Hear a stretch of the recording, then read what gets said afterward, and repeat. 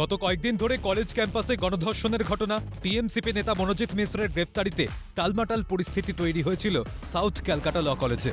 এখনও চলছে তদন্ত। কলেজের উপাধ্যক্ষ নয়না চট্টোপাধ্যায়ের হাজিরা নিয়ে তৈরি হওয়া বিতর্কের এখনও কোনো কিনারা হয়নি। অস্থিরতা নিয়ে ফের চালু কলেজে পঠন পাঠন। সোমবার প্রথম সেমিস্টারের ফর্ম ফিল আপ প্রক্রিয়া শেষ হয়েছে।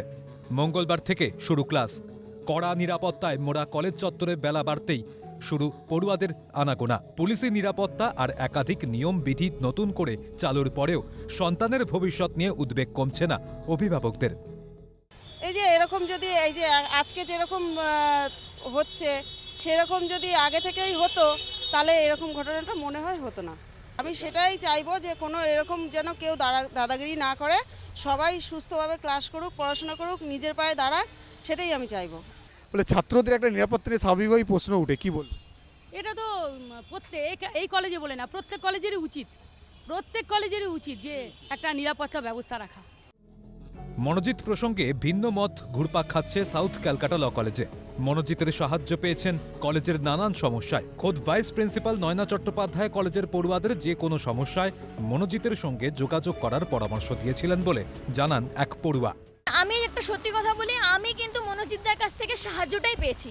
অনেস্টলি বলছি, মনোজিৎদার কাছ থেকে দু একটা ব্যাপারে আমি সাহায্য চেয়েছিলাম, কারণ ভাইস প্রিন্সিপাল ম্যাম সবটাই আমাকে দেখিয়ে দিয়েছিলেন যে যদি কিছু করতে হয় মনোজিতের সাহায্যটা তুমি নেবে।